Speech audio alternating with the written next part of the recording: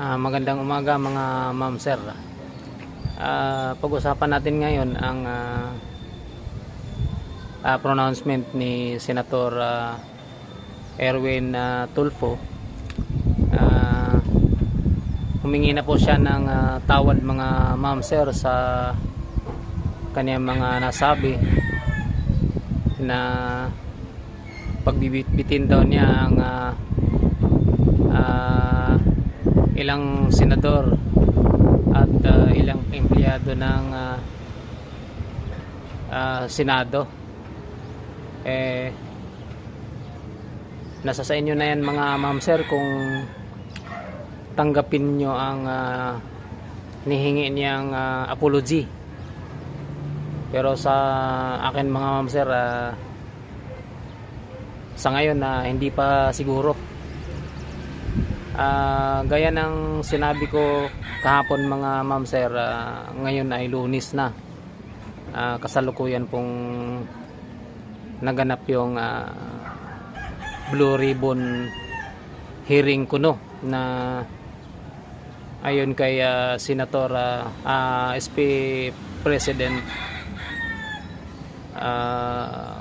Alan Peter Cayetano ay hindi po legal yung ginawa ngayon na hearing ng Blue Ribbon Committee, kasi hindi naman dumaan sa proper quorum yung pag ginawa nilang botohan. At sa opinion ko mga ma'am sir, ginawa nila yung hearing na yan ngayon para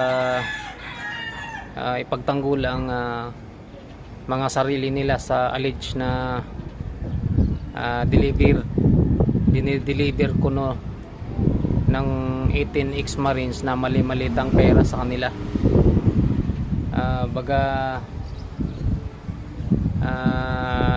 defensive hearing na ang tawag ko dyan mga ma'am sir, kasi gusto nilang bulaanan yung mga statement, sworn statement affidavit ng 18 ex-marines. Kaya wala po yan mga ma'am sir, hindi po yan legitimate, kasi ang legitimate po na Senate President ay si Alan Peter Cayetano, at ang legitimate din na chairman ng Blue Ribbon Committee ay si Ma'am Pia Cayetano. Yan po ay naaayon sa Senate Rule number 1, Senate Rule number 2, Section 2 at Article 6, Section 16 sa 1987 na Constitution. Kaya wag po tayong magpalinlang sa mga sinasabi ng ilang senador natin mga ma'am sir. Age na po ng social media ngayon, kahit hindi i-cover ng ilang mainstream media ang katotohanan at focus nila ang media coverage nila sa hearing kuno ngayon ng Blue Ribbon Committee. Alam na po ng mga Pilipino mga ma'am yan sir na hindi yan legal yung ginawa nila.